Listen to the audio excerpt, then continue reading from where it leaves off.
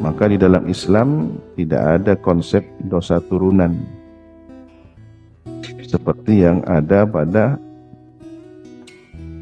suatu agama tertentu yang meyakini bahwa Nabi Adam itu berbuat dosa sehingga anak cucunya mewarisi dosa kesalahan Nabi Adam.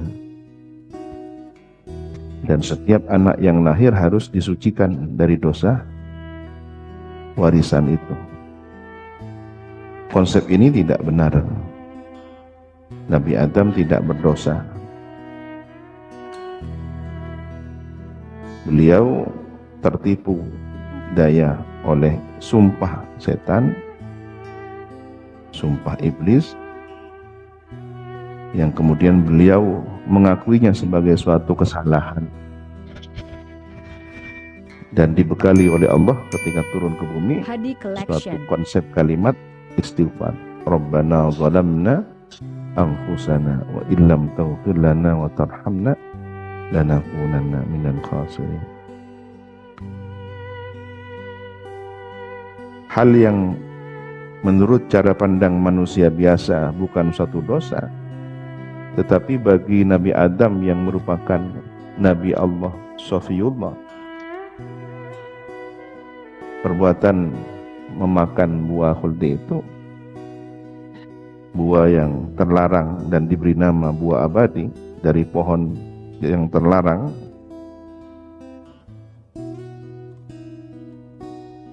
oleh iblis diberi nama khuld, syajaratul khuld, sehingga buahnya diberi nama buah khuldi. Padahal sebaliknya, siapa yang memakan buah itu konsekuensinya akan diturunkan ke bumi.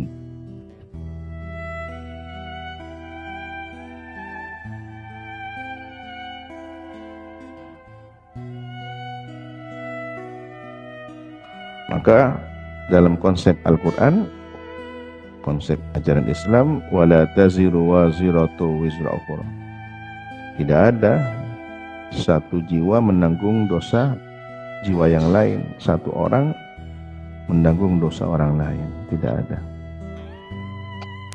Lalu bagaimana dengan dosa orang yang menumpuk dosa orang lain? Dalam suatu hadis disebutkan, manil muflis, siapa orang yang bangkrut itu?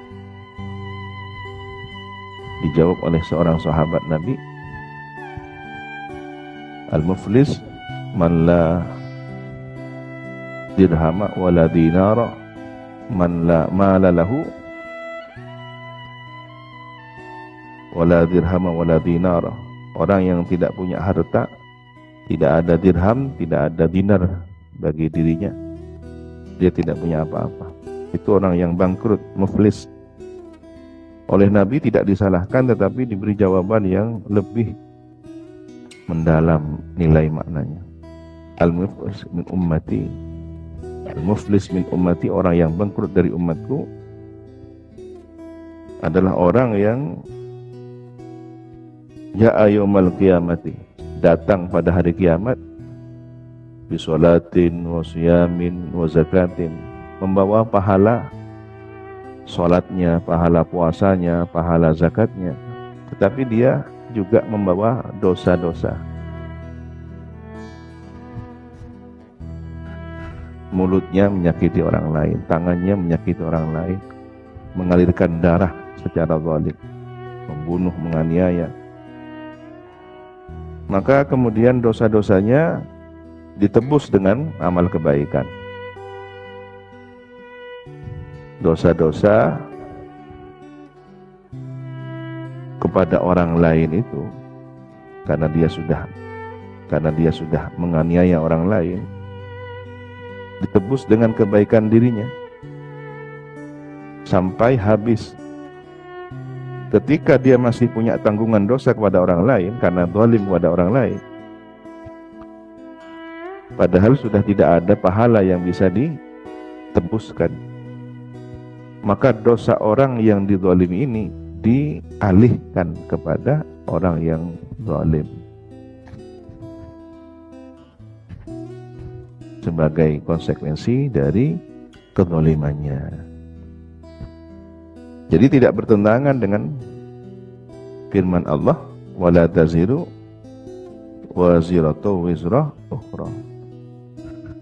Karena sebenarnya dialah yang pelaku kesalahan itu. Hadi Collection. Dosa orang lain dialihkan kepada dirinya karena orang ini zalim kepada orang tersebut.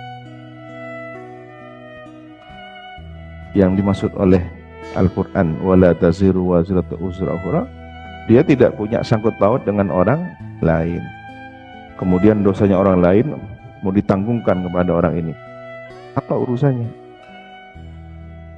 Dia tidak menyakitinya, dia tidak berbuat zalim, dia tidak mengajaknya.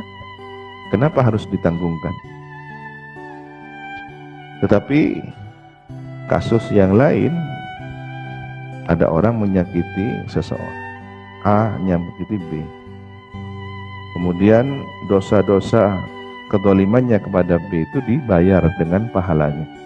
Dia bayar dengan sholatnya, dia bayar dengan puasanya, dia bayar dengan zakatnya. Ternyata kesalahan orang ini kepada B masih menumpuk, tersisa. Sedangkan amal baiknya sudah habis. Boleh jadi tidak hanya satu orang, A, B, C, D, E, F, G. Berapa orang dizalimi? Dia zalim kepada si B, sudah lunas dengan sholatnya, dibayar. Dia zalim kepada C, dia bayar dengan zakatnya, pahalanya. Sudah bayar dengan puasanya. Tapi kemudian E, F, G dan seterusnya belum terlunasi. Apa yang dia harus tanggungkan? Padahal dia masih punya kesalahan. Maka dosanya orang yang dizalimi dialihkan kepada orang yang zalim ini. Ini bangkrut. Sudah membawa amal kebaikan tapi tidak bernilai apapun. Wal iyadu billahi.